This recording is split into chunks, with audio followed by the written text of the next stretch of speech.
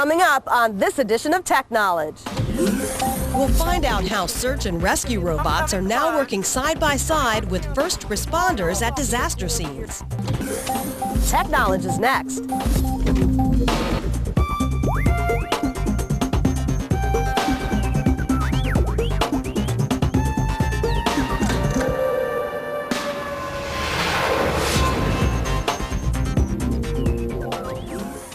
Hello, I'm Tanya Hutchins. Welcome to Techknowledge. We're here at the Naval Surface Warfare Center where Marines are ready 24/7 to react to terrorist attacks anywhere in the world. But first, let's check in with some remarkable robots also working hard at disaster scenes. Their mission? Search and rescue. From triage to comforting victims to saving lives, these toy-like robots are doing some serious good. Hello, is anyone there? If you can hear me, tap on something. For someone trapped at the site of a disaster, this could be the most beautiful thing they'll ever see. It's a search and rescue robot operated by the Center for Robot Assisted Search and Rescue, CRAZAR, at the University of South Florida. Our mission is to do research, but we're here to deploy this. We're here to train the rescuers on this technology and to constantly evaluate and look for new ideas and feed that back into research. Today, the CRAZAR team is working with the Disaster Rescue Task Force from Florida. The scenario you're going to see today is a medical mission scenario. It's what happens after you find a victim. As often as possible, Robin Murphy and her students work with rescue personnel to get the practice and feedback that will make these robots better. And the more realistic the scenario, the more information they acquire. I know it sounds silly to put theatrical makeup or moulage for realistic injuries, but that turns out to be important to get us what shows up in the camera and then what the medical doctor is going to see. You look like you've been bunged up. Oh, wow. This really turned out well. I mean, Today, the CRAZAR team will test a new medical payload, including special sensors never before used in the field. I've attached the medical payload to Cordelia here.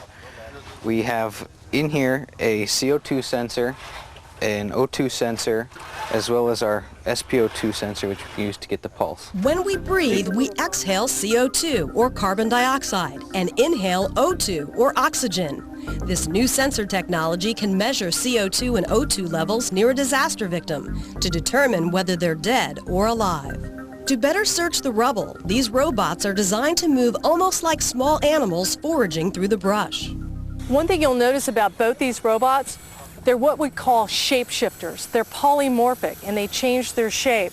Well, one reason, as you can see with her, is she's gone from the height of a mouse to the height of a squirrel. So now we're getting to look up and get a little bit better viewpoint. But there's another reason why you're polymorphic, to get better purchase. Here at the rubble pile, robot operators challenge their skills, guiding the bots through the unpredictable ups and downs of a disaster scene. It took me several months to learn how to operate a robot. Opportunities like today, this training session, help a great deal because you get practice with various types of terrain commonly found in USAR environments.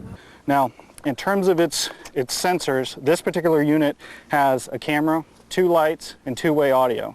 What that allows us to do is we're able to extend the rescuer's sight and hearing 100 feet downrange. That's going to keep them essentially away from whatever point of interest that they're trying to look at in terms of, keeping them at harm's way. For today's exercise, Robin Murphy and her students have invited the local fire chief and a structural engineer to see the robots at work for the first time. They describe some of the things they'd like to see in a rescue robot.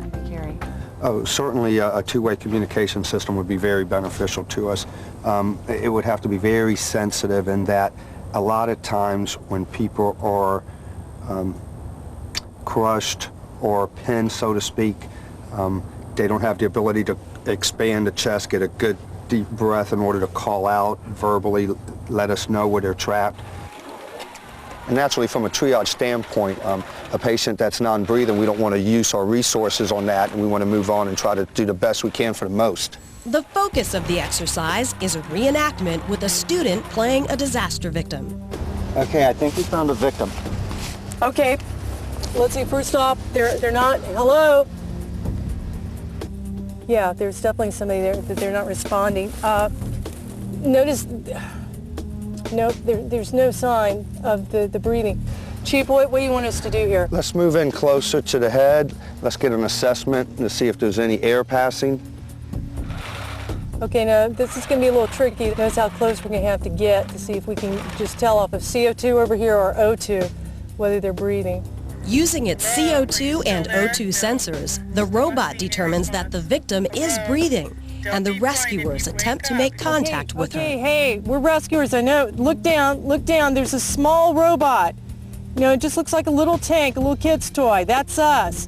There are 4 rescuers here from Florida Task Force 3 in the city of Tampa. We're here for you. Because victims are often trapped for hours in the dusty rubble, it's important to keep them hydrated. This is Bujol. She's the water robot. Can you see the tubing? Move in closely. Let me know if I get too close or too creepy, and I'll just back away. Let's do some water. We're getting the water.